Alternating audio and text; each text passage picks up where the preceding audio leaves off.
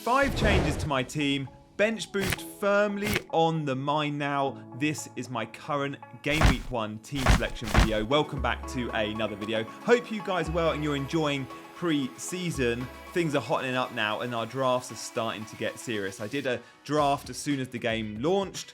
I've not done another one until now. This is my second draft. Here we go. As I said, I've made a fair few changes. I think it's 5 to the 11, but it's actually 9 overall. So look, let's have a look at the team I showed you as soon as FPL dropped. This was my instant reaction team straight away. Let's go through now and just get rid of some players, okay? Before we fill in the gaps, let's just get rid of some players. If you are enjoying the video, guys, I'd love to get this one to 1,000 likes. But also, please do subscribe to the channel. If you're new around here, loads of pre-season content planned, and hopefully you've loved what you've seen already. I've had some awesome interviews with some of the world's best FPL managers. Go check them out. So, let's go through. Who's going? Dubravka, see you later. He was just a 4 million fillers. We were looking for one. Defenders, Mateus Nunes and O'Brien are going to stay. But Colwill, with a heavy heart, he's going to go because Chelsea are heavily linked with Hato from Ajax, who plays left centre-back. I think Colwill still will start, but just a little bit of doubt there. And he's not too good in the defensive actions for 5 million. So Colwill gone.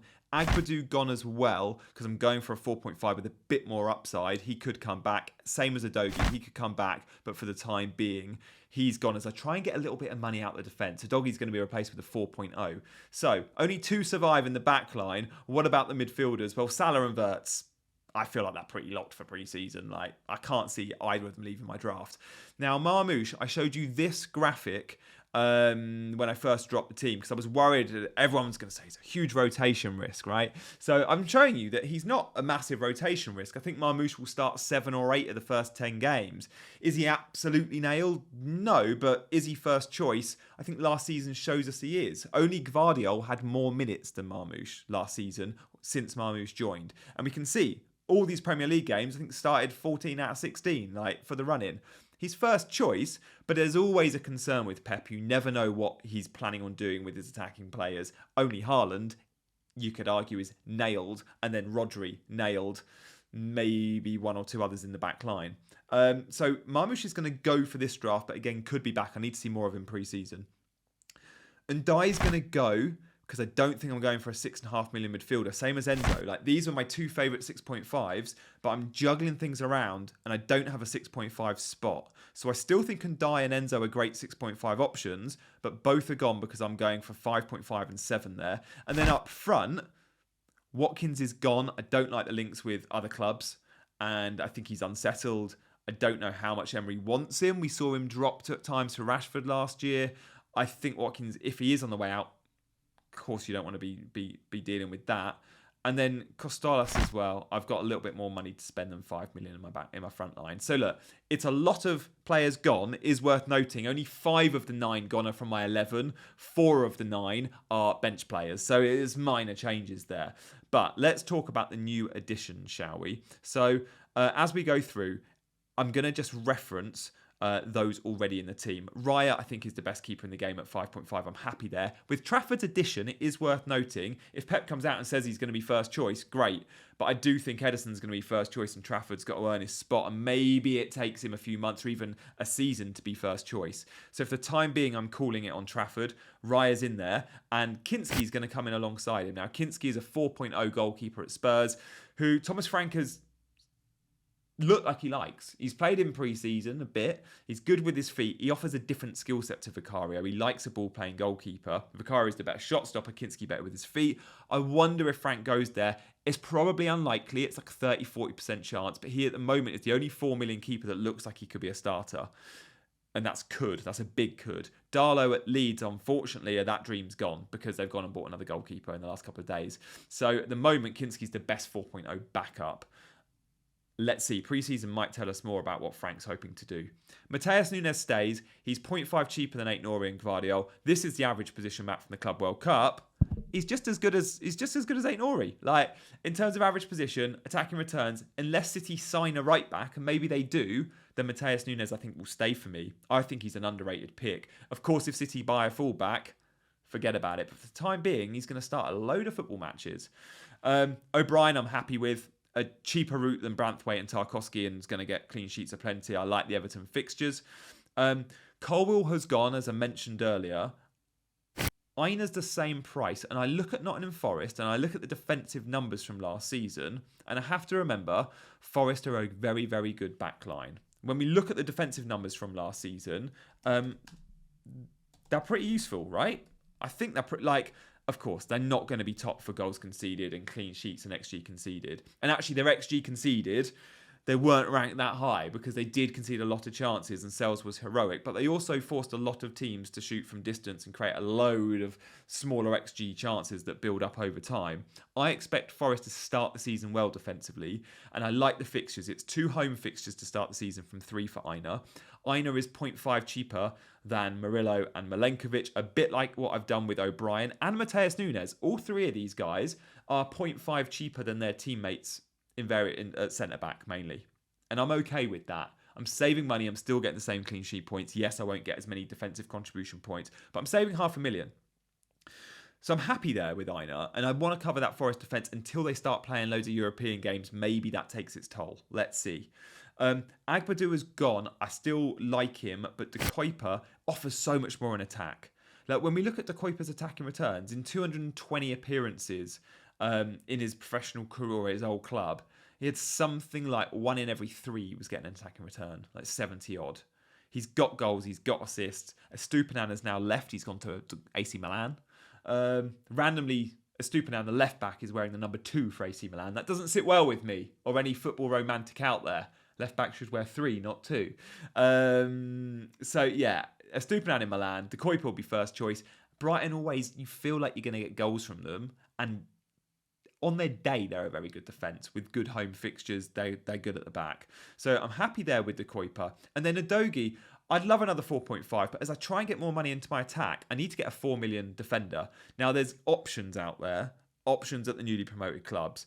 My favourite, because of his opening day fixture, and when we're thinking about bench boost, this will matter, because I'll need him to play, is Reynado. Reynado is a left back that's come on big wages from Atletico Madrid. I'm not going to tell you I've watched him loads because I haven't. But he's got pedigree, he's played in La Liga, and he's also come on big money to play for Sunderland. Now, Sunderland play at home to West Ham. I fancy potentially a clean sheet there. I think Sunderland could win that football match. And if they do, this draft may or may not have triple Sunderland. And it's pretty much, they're all my bench, right? But for Game Week 1, if I bench boost, I'll need them. We'll talk about bench booster at the end of the show. I want to give you a little bit more on my bench boost plans and where I'm thinking with that. But Reynado at the moment, Sunderland fans and journalists alike, I've been reading some Sunderland forums, they think he'll come in and be first choice because of the money that they've paid and the wages he's on, right? And Sunderland moving mad in the transfer market, by the way. Bit worried about the lack of chemistry for some of these players, but they are spending money and they are buying quality, and that's clearly what they'll need. Let's keep an eye on them pre-season to see if this will stick. So at the moment, the backline's changed a little bit. I've taken a little bit more money out, but the shape is similar, right? The shape is similar. I'm going to move on to my midfielders and forwards in a minute. Of course, there's still changes. But before I do, guys, I want to give a shout out to Fantasy Football Scout. I know loads of you already subscribe to Scout, but if you don't, do check it out now for 47% off. It's the best discount I think they've ever done. If you want to know more about the defensive contribution points, this is the time to have a look. The defensive contribution stuff has all been recalculated from last year to put what the numbers would have been on last year. So you can look at all the points and see all the magnets and the best players for those defensive contribution points, as well as all the other stuff that comes with Scout. So link in the description if you fancy it. Right, midfielders, let's go. Salah and Wirtz is there, obviously. We don't need to discuss them. I'm happy. I feel very settled with those two. Marmoush, I don't want to get rid of, but I think Cole Palmer needs to come into this team. So let's put Cole Palmer in. At 10.5 million, I thought he was a bit expensive. Would he have been priced 10.5 million if he didn't do what he did in the Club World Cup final? I think he was coming in at 10. And I think the Club World Cup maybe changed that. It's such a difficult one with Chelsea because Palmer's the clear talisman, but you can move a 5 million down and get players like, or 4 or 5 million down and get players like Pedro Neto and Enzo Fernandez that are good picks. Is Palmer worth all that extra? Maybe he is because of the fixtures. And that's where I'm at with this draft. I'm looking at the fixtures and I'm like, I need proper Chelsea cover. And I don't think Enzo gives it, and Palmer probably does. So I think I'm happy with Palmer in for the time being. Does he stay? I'm not sure. It's not like a Salah or a Wirtz where I feel fairly locked on those positions. Palmer has been super popular. I understand why.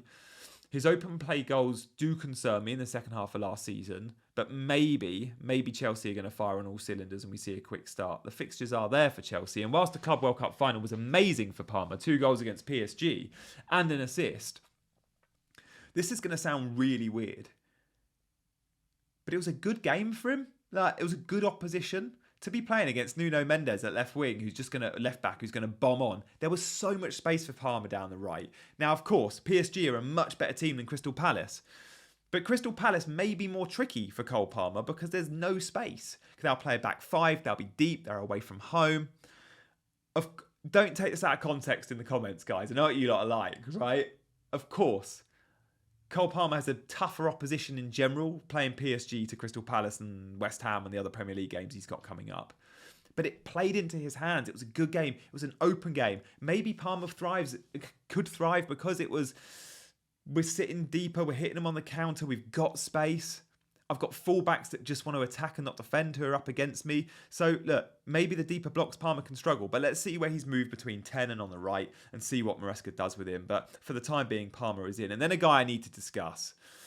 Coming into this midfield, he's been criminally underrated. I've not seen him in many drafts. If you look at your other content creators you like, I don't think he's in many of their teams. Morgan Rogers, 7.0. Worth the price rise. He was amazing last year. Double digits for goals and assists. Every time Villa score, you feel like he's involved. My concern is if Ollie Watkins leaves, does that leave Rodgers a little bit short? Because the chemistry between him and Watkins has been so good. When Watkins scores, you know Rodgers is close to him. You know there's a good chance he got the assist. When Rodgers scores, you know it's often Watkins close to him got the assist. It's almost like a front two. And the problem with Rodgers, the only problem with Rodgers for the run-in last year was Asensio was in the team. And Asensio was playing number 10 and playing very well number 10. And he moved Rodgers out as like an inside forward on the right. And that wasn't brilliant for him. And at times, Asensio was eating up same spaces. I actually took him out my FPL team with that when that happened. Asensio's gone. Rodgers is going to play number 10 again. He is a 90-minute man. Even with European football, he plays 90, 90, 90. I'm happy and settled again with Rodgers in my team. And again, when we look at fixtures, they're not too bad at all, are they? They're not too bad at all. So Rodgers, for me, gives me that Villa attack because obviously Ollie Watkins has come out. And then I need a budget midfielder. I had 2 6.5s. I've gone for a 7 in Rodgers and now I want a 5.5 in Adingra. And there are plenty of good 5.5 options this year. Elliot Anderson is a great option. He's going to get lots of ball recoveries for Forest, and I like Anderson a lot. But just for the early season fixtures, how about Adingra? When we look at the fixture ticker, Sunderland are top. So I've got Reynado, I've got Adingra, I've got another Sunderland player coming up because off the bench, there's a chance if they do come off the bench, they have a good fixture. And in Game Week 1 versus West Ham, I fancy them for goals. I need to see them pre-season. I need to see how they're shaping up. I need to see their predicted 11s. Adingra's come in for 20 odd million. He's going to start football matches. Didn't start much at Brighton, always off the bench. He's got goal threat when he plays. He just needs football. I expect him to hit the ground running. And I think Adingra is a proper live wire and a higher ceiling pick than, say, an Elliot Anderson, despite Elliot Anderson ticking along probably really nicely. I also like in that position Reinders at Man City. Again, slightly worried about a start, but he'll get lots of ball recoveries. He'll get goals. He'll play in the midfield with Rodri. I like the 5.5 price point covered, and it gives me better structure in my midfield. So up front, Solanke survives. Ollie Watkins has gone. Who comes in? Well, he's actually the game's highest owned player, João Pedro. Yeah, João Pedro's getting a lot of love. I get it. I'm slightly concerned I'm picking a 7.5 million player here that's not a 90-minute man. And I like 90-minute men where possible. Delap is going to come off the bench a lot. But will João Pedro start Game Week 1 and probably start the first 4-5? Yeah, I think he will. I think he's going to firmly be first choice. The Club World Cup showed us that. Jackson is suspended Game Week 1 anyway and could be sold. Liam Delap's a great option off the bench, but maybe it will be a different profile, Delap, right? Maybe against certain opposition, he does start, but more often than not, I think João Pedro will be the starting 9. Now he's flying, right? Off the back of the Club World Cup, the semi-final goals, both amazing. The final goal, the dink, great. 3 amazing goals for Chelsea in the Club World Cup. Confidence is there. He's going to have swagger come game week 1, and I've kind of like the look of João Pedro for the fixtures too. Is a lot in Chelsea attack though, Palmer and João Pedro. And then Costolas has come out, 5 million. He's not going to be starting for Brighton, but he's a talent. I've gone for a player that should start for Sunderland. Now, Mayenda is definitely worth a look in the 5.5 category. You can get Beto at Everton, but I think Beto will lose his place to Barry, who's 6 million very, very soon. Mayenda should be a starter. He was a starter all last season in the Championship. Now, that doesn't mean he's going to be a starter, of course, straight away. In the Premier League, it depends who they buy. But as things stand, he's a starter. 41 games, 10 goals, 5 assists. Mostly played 90 as well. Scored some important goals as they got to the Premier League and the playoffs. I like Mayenda. Again, he's a bench option. First sub, most weeks. But I get him on bench boost at Game Week 1. And maybe that's when I need him. It's 3 Sunderland players all playing West Ham. If I think he's starting, I'm interested. So bench boost in just a second. But first, do join my mini league. I've had loads of people asking me if you've got a mini league. If you've been in it before, it's auto-enrolled. But do check it out if you're new around here and get joining. Right, let's talk about the bench boost, shall we? The bench boost has been a little bit controversial because at first, I myself thought, no one's actually going to do it. We're all just talking about it. The more and more I looked at bench boost, the more I thought, actually, it's a decent play. Now, of course, there's positives and negatives with bench boost. The main negative for me is, are there going to be any surprises? Do we have a surprise where we're like, oh my God, why have we done this? Because Nkunku and Barco and players like that, they're not starters and we thought they were going to be starters, right? So that's the biggest negative. The positives for me, though, are if you pick a squad where you're settled on your 15, you don't have an Nkunku or a Barco that are 50-50 to start, you're not wasting transfers when you're prepping for it. And so many times we end up buying 4.5 million defenders because we need to use one in our bench boost. It's a waste of a transfer. You could spend 2 transfers. That's effectively 8 points prepping for a bench boost.